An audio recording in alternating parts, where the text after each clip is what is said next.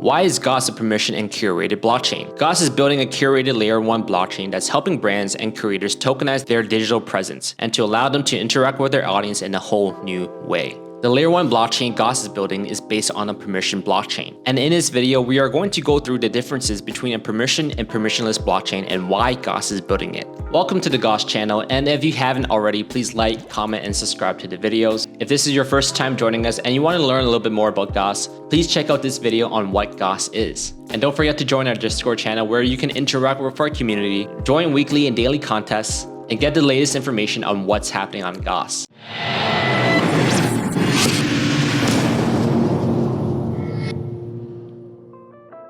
Gauss is building a curated permission layer 1 blockchain. That means projects coming into Gauss will need to be vetted in order to launch on Gauss. In order to streamline the vetting process, we have recently announced our partnership with Obsidian. If you want to learn more about the partnership and about KYB, also known as Know Your Business, make sure to check out this video on it. Most blockchains like Ethereum, Bitcoin, Solana are permissionless blockchains. That means anyone can launch their own smart contracts and assets on those blockchains. So why is Gauss creating one where only certain people can launch on it? To understand this, we're going to look at the differences between permissionless and permissioned blockchains. What is a permissionless blockchain? A permissionless blockchain is a decentralized public ledger of transactions. They are generally open source and open to be used and developed on by anyone. Permissionless or public blockchains have no restrictions on anyone, and everyone can participate in the blockchain. That means creating nodes or validating transactions can be done by anyone, as long as you have knowledge and resources to do so. If you're a developer, you have the ability to build any dApp you like and launch it on any public blockchain of your choice without permission. Popular consensus models for these types of blockchains include proof of work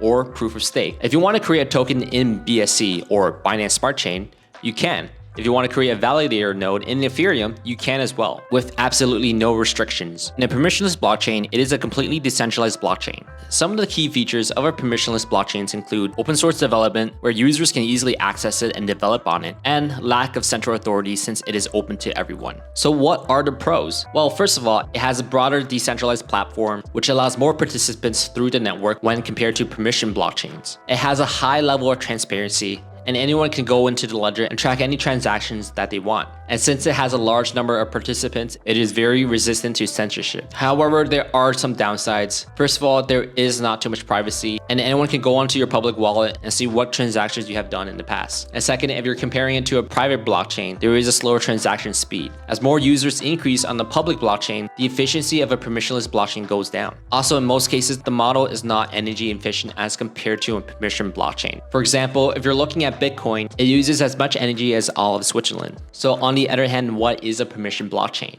Where a permissionless blockchain is decentralized, permission blockchains on the other hand are very centralized. Participation in a permission blockchain can only be accessed by a number of authorized individuals. This means that the identity of the people validating transactions on a permission blockchain are known, and developers can be approved or denied. And there is a central authority overseeing the blockchain. The degree of permissions required and what actions are permitted or not varies based on the needs and goals of each permission blockchain. Popular consensus models for this type of blockchain includes proof of authority, which is what Gauss is using on their blockchain. If you're interested in learning more about proof of authority, you can check out this video on it. Projects looking to launch on our permission blockchain requires going through a vetting process. This means that their identity is known and not just anyone can deploy smart contracts without prior permission. The major benefit of this model is that since the people developing on such a blockchain are limited, although Gauss is a permission blockchain, non-developmental participation will be open to all. What are some of the key features of a permission blockchain? First of all, it provides more transparency based on the objectives of the organization and developers. It is more clear as to who has launched the smart contracts and who has been permitted to do so. Second, permission blockchains can provide a great advantage to private entities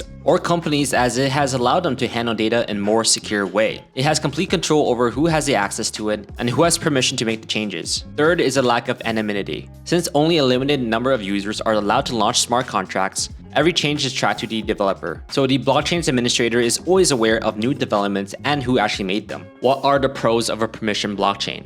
One major aspect of these types of blockchains is that there is a strong fraud prevention, meaning that there aren't going to be any duplicate tokens and there aren't going to be any scam tokens. At the same time, if you're comparing permission to permissionless blockchains, there is an increase of transaction speeds. Because only a limited number of authorized nodes are required to operate the blockchain, transactions are a lot more efficient. However, there are a couple of cons. First of all, validators need to be thoroughly vetted in order to get into the blockchain. And however, since the participants are limited, there is a little bit less transparency to outside oversight. So why is Gauss building a permission curated layer 1 blockchain? If you've been around in crypto for a while, or even if you are new to the space, there are a lot of options for projects to exist in. Ethereum, Polygon, Phantom, Avalanche, and the list goes on. Anyone can create a token on any of those networks and launch it. But that's where the problem lies for brands and influencers. Anyone can imitate a brand and launch a token or NFT pretending to be that brand. We have seen this so many times in crypto where one coin launches, several copies are then made to capitalize on people who are unaware of fakes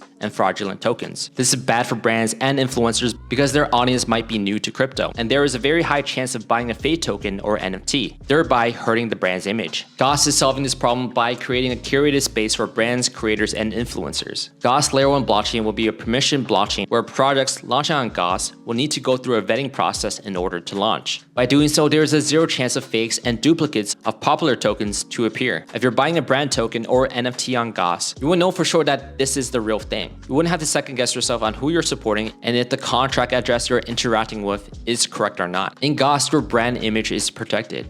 And if you're a supporter, you wouldn't have to be afraid of purchasing the wrong thing. Gauss will be curating our ecosystem to be the best for everyone. If you're interested in learning more about Gauss and what we are building, make sure you guys follow us and subscribe to this channel. There are ongoing contests that are happening all the time, and we want to see you guys being part of the community as well. Thank you everyone for watching, and we'll see you guys next time.